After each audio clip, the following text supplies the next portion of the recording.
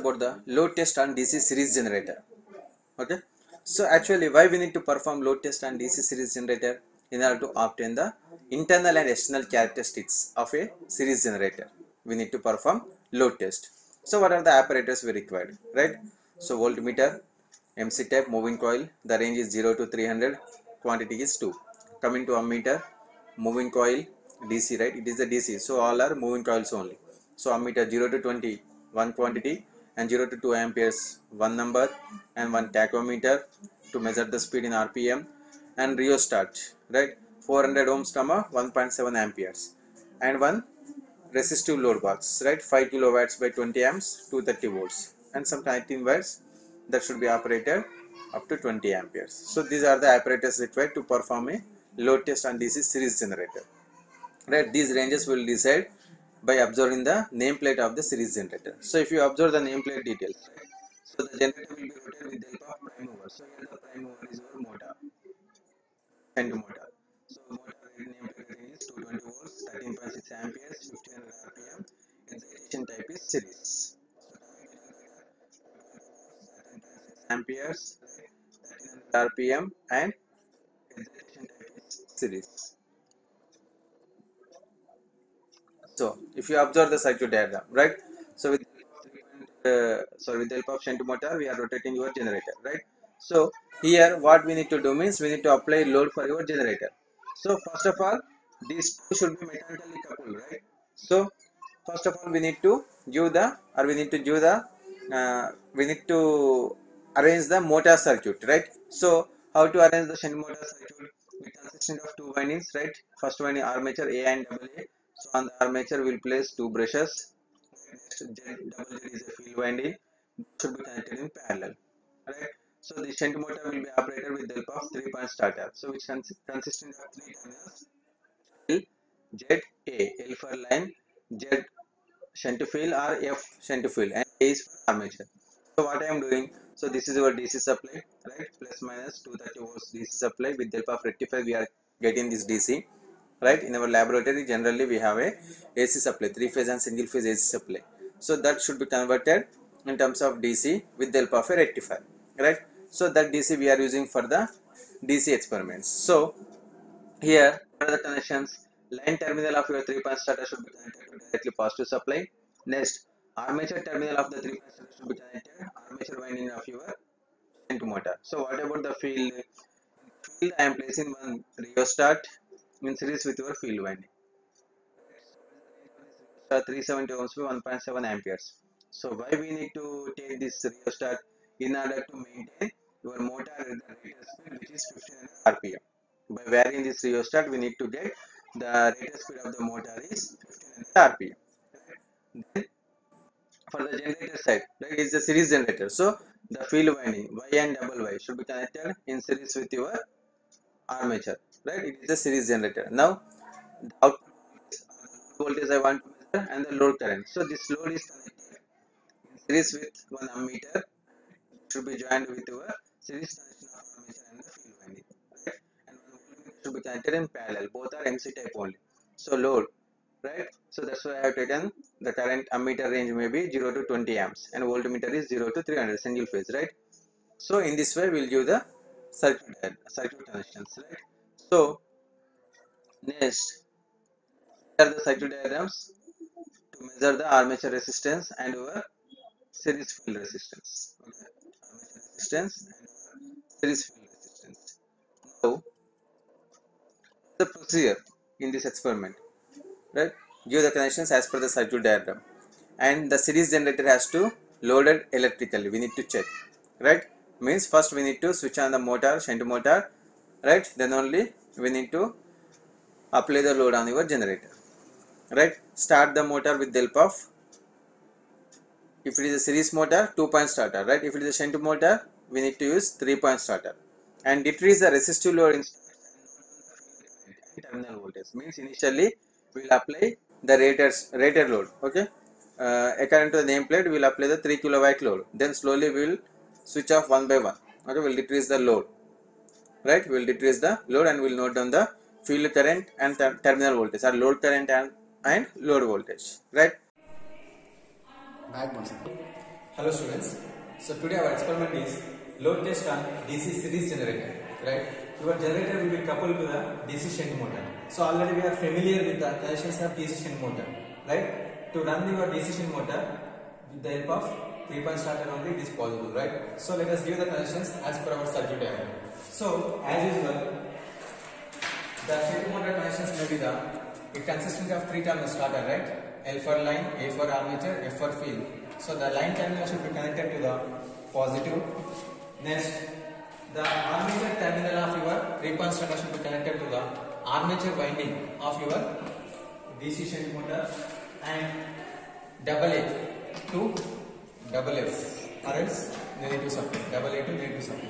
Next, in the field, what we are doing, we are placing one rheostat series with your field winding. So the starting point of the field rheostat should be connected to the field point of 3-point starter, right? Field terminal of your 3-point starter, and the finishing terminal of the field rheostat should be connected to the field winding of your DC shunt motor. Field winding of your DC shunt motor, and in order to form the DC shunt motor circuit, right, we need to close double A to double F, right? So simply we will use the connections for double A to double F. So this is the circuit for your DC shunt motor. So why we need to use here field rheostat, right? The concept of the field rheostat is initially it should be at the minimum position, right? Slowly we need to increase the field rheostat in such a way that to maintain the speed of your DC shunt motor should be rated 1500 RPM, right? That is the function of this field rheostat. 0 to 300 voltmeter. So at rated speed, the output of motor should be given input to the generator. So with the help of that input, the generator will start rotates, right? So as per the circuit diagram, now we need to do the connections for our series generator. Here our generator will be the series, right? So what is the series? It consisting of 2 windings, right? Armature as well as the field winding. If both should be connected in series, means our generator will be acting as a series generator. So let us give the connections. If you want to make generator as a series generator, the armature terminal of your series generator should be connected to the starting terminal of your series field, right? So here now, to measure the load voltage, just connect a voltmeter, right? It was the combination of, it was the series combination of the armature and the field winding, right? So voltmeter consisting of two terminals, positive and negative. So positive should be connected to the series field winding finishing terminal, and negative should be connected to the finishing terminal of your armature winding, right? Now, in order to measure the field current, right? After connecting the load, we need to measure the load current, right? Here it is a series generator, right? So the nature of the series property is the flow of current is same. So it may be series current as well as the load current, right? So to measure the field current value, I need load, right? So it is a series generator, right? So both the windings, armature and the field winding, should be connected in series. So the armature current, the field current as well as the load current all are equal. So I want to measure that field current. So what I am doing, I am connecting the ammeter positive terminal should be SS, right? The field winding finishing terminal, and the ammeter negative should be connected to the resistive load, right? So this is our load. The rating of the load is, it is a single phase 230 volts 5 kilowatts by 20 amps, right? So this load we are going to vary 10 steps, right? So this should be connected to the positive terminal, and the negative terminal of your load, right, should be connected to the double A terminal of your DC shunt generator. So here actually what we are doing, okay? So here the concept is, in order to get the internal as well as the external characteristics of a DC series generator, right, we are performing a load test. So by varying the load initially, so it is a 5 kilowatt load, right, 10 steps. So initially there is no load, we will observe the voltage, right, as well as the field current. Then slowly we will apply the loads. First we will observe the corresponding the load voltage and the field current. Again we will vary the loads. So in this way we will apply the load up to the 10 steps and we will mark the certain load voltage and the field current. So after getting these values, we will draw the performance characteristics, which are nothing but internal characteristics E0 versus IF and the external characteristics V versus IL. But here we are getting only the terminal voltage V and the field current. So how to get the EMF, generated EMF? Already we have an equation, right? The relation between the generated EMF and the load voltage is nothing but it is a series, right? So EG is equals to V plus IA into RA plus RAC. Both the windings should be connected in series now. So we need to include armature resistance as well as the series field resistance. Okay? Thank you. So we are connecting our 5 kilowatt load through a switch, right? So initially the switch will be open, right? So under the open, we need to measure the load voltage and the field current. So under open circuit, this ammeter shows 0 reading, right? So through the switch, we are going to operate and we are going to connect the load, right? So the switch, right? The switch starting terminal and the positive terminal should be connected to the ammeter negative, and the switch finishing terminal should be connected to the load negative, right? So to get the performance characteristics clearly, means under no load also, right? So here in this experiment, we are applying load with the help of resistive load.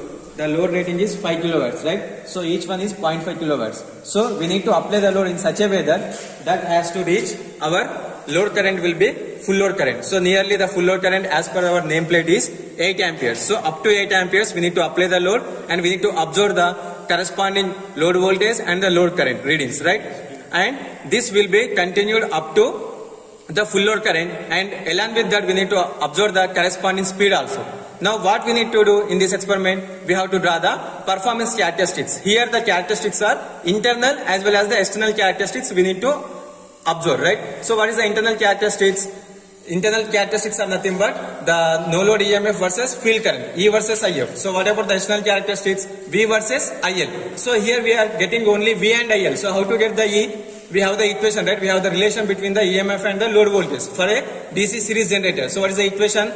E is equals to V plus IA into RA plus RAC. Here IA and IL, IAC all are equal because our generator is series generator.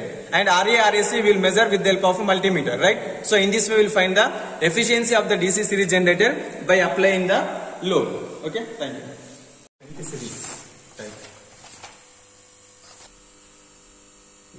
This is the motor generator set. This is motor and this is generator. So this combination is motor generator set. Now we will perform a load test on DC series generator. So as per the circuit diagram, already we have given the connections. Okay. Now MCB on. Before running the experiment, we need to check the conditions of the fuses. Now slowly we need to apply the 3-point starter because we have the shift motor and the prime mover for the series generator. Now by varying the field rheostat, we need to adjust the speed of the motor will be at the rated, that is 1500 RPM.